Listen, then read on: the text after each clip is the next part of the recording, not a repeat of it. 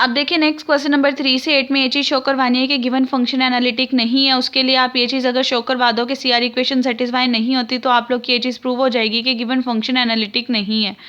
Question number 3 में कहा था अगर रियल पार्ट ऑफ z के इक्वल फंक्शन हो, तो देखें इसमें भी आप सबसे पहले लेट कर लोगे z आपके पास कोई भी x प्लस एटा y था, रियल पार्ट चाहिए था तो रियल पार्ट इसका x आ जाएगा, यानी फंक्शन की वैल्यू इस टर्म की इक्वल थी, फंक्शन की वैल्यू x प्लस एटा 0 आ गई है। अब यहाँ से रियल पार्ट x निकल आया है, इमेजिनरी पार्ट 0 निकल आया है। आप इसका x और y के रिस्पेक्ट से डेरिवेटिव लो, इसका x और y के रिस्पेक्ट से डेरिवेटिव लो। अब देखें u का derivative with respect to x equal होना चाहिए v का derivative with respect to y, लेकिन देखिए यहाँ पे इसका आंसर 1 आ रहा था, इसका आंसर 0 आ रहा था और ये दोनों इक्वल नहीं है।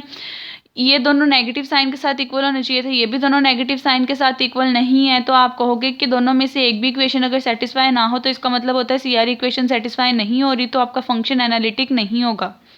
अब नेक्स्ट क्वेश्चन नंबर 4 में भी बच्चों यही चीज़ है, गिवन फंक्शन दिया हुआ है, आपने उसका रियल पार्ट लिखा, आपने उसका इमेजिनरी पार्ट लिखा, x के रिस्पेक्ट से डेरिवेटिव निकाला, y के रिस्पेक्ट से निकाला, x के रिस्पेक्ट से डेरिवेटिव निकाला, y के रिस्पेक्ट से निकाला। ये दोनों वैल्यूज तो देखो बच्चों आपस में इक्वल आ गई हैं, लेकिन ये दोनों वैल्यू नेगेटिव साइन के साथ इक्वल नहीं है। ये तो दोनों में से एक भी इक्वेशन सेटिस्फाई ना हो तो आप कहते हो कि सीआर इक्वेशन सेटिस्फाई नहीं हो रही। सीआर इक्वेशन सेटिस्फाई नहीं हो रही तो इसका मतलब है आपका फंक्शन जो है वो एनालिटिक नहीं होगा। अब उसके बाद देखें नेक्स्ट भी आपके पास बच्चों इसी तरह क्वेश्चंस होने हैं। 5 क्वेश्चन है। क्वेश्चन नंबर 5 में देखें आपको एक फंक्शन दे दिया गया है, उसमें z की जगह x plus iota y put करोगे, उसके कॉन्जुगेट का साइन नेगेटिव हो जाएगा। आप उसके रियल पार्ट अलग कर लोगे, इमेजिनरी पार्ट अलग कर लोगे, रियल पार्ट को u का नेम देके उसका x के रिस्पेक्ट से डेरिवेटिव निकालोगे, y के रिस्पेक्ट से निकालोगे, इसी तरह इमेजिनरी पार्ट का x के रिस्पेक्ट से निकालोगे, y के रिस्पेक्ट से निकालोगे। आप देखोगे ये वाली दोनों टर्म्स जो हैं आपके पास ये इक्वल नहीं आ रही और ये वाली इक्वल आ भी रही है, तो लेकिन इसके अंदर नेगेटिव साइन के साथ नहीं आ रही, तो आप कहोगे कि आपकी सीआर इक्वेशन जो है एक भी सेटिस्फाई नहीं कर रही, तो दोनों को आप यही कहोगे सीआर इक्वेशन सेटिस्फाई नहीं होती तो फंक्शन आपका एनालिटिक नहीं है।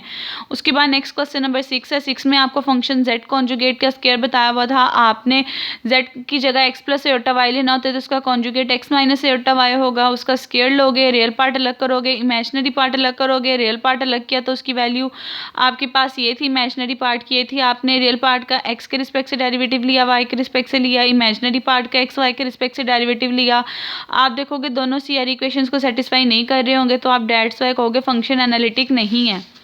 सिमिलरली बच्चों 7 क्वेश्चन दिया था, उसमें देखें रियल पार्ट है सारे का सारा, इमेजिनरी 0 है, आपने सीआर इक्वेशंस के लिए चारों डेरिवेटिव निकाले, चारों डेरिवेटिव से देखा ना ये दोनों टर्म इक्वल थी ना ये दोनों नेगेटिव साइन के साथ इक्वल थी, तो आप कहोगे सीआर इक्वेशन सेटिस्फाई नहीं हुई तो फंक्शन एनालिटिक नहीं है। सिमिलरली क्वेश्चन नंबर 8 में देखें, क्वेश्चन नंबर 8 में बच्चों रियल पार्ट दिया हुआ है, इमेजिनरी पार्ट दिया हुआ है, इसका एक्स के रिस्पेक्ट से पार्शियल डेरिवेटिव लोगे, वाई के रिस्पेक्ट से लोगे, इसी तरह दूसरी वाली टर्म जो इमेजिनरी पार्ट की दी हुई है उसका आप एक्स के रिस्पेक्ट से लोगे, वाई के रिस्पेक्ट से डेरिवेटिव लोगे। देखोगे ये सारी सीआर इक्वेशंस जो है वो सेटिस्फाई नहीं हो रही होंगी, तो आप कहोगे कि ये फंक्शन एनालिटिक नहीं है।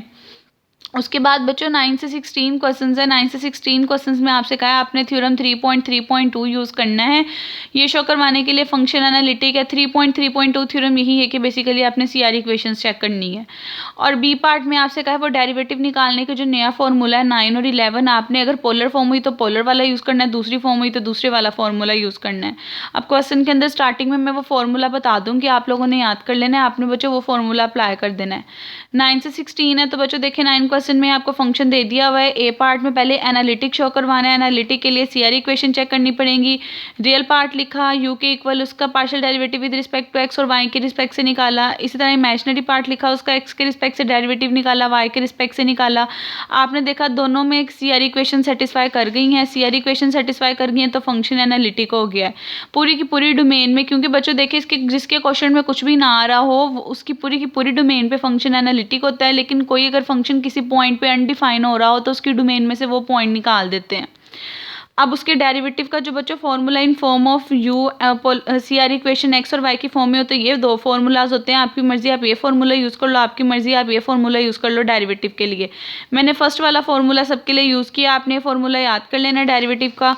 अब ये दोनों पार्शियल की वैल्यूज़ आपने निकाली हुई हैं, आप इसके अंदर पुट करके कह दोगे कि एफ डैश ऑफ जेड का आपके पास ये आंसर आ गए यहाँ से, ठीक है। इसी तरह क्वेश्चन नंबर 10 है बच्चों, 10 में भी फंक्शन दिया था आपने रियल पार्ट अलग लिखा, इमेजिनरी पार्ट अलग लिखा, दोनों के डेरिवेटिव्स चारों निकाल लिए, चारों डेरिवेटिव से देखा CR इक्वेशन सेटिस्फाई हो रही थी तो फंक्शन एनालिटिक आ गया। इसी तरह डेरिवेटिव का एक फॉर्मूला जो था दोनों में से आपने याद कर लेना है, उस फॉर्मूले के अंदर वैल्यूज लगा देनी और बता देना है कि आपका ये जो फंक्शन है उसका derivative in form of CR equation ये एग्जिस्ट करता है।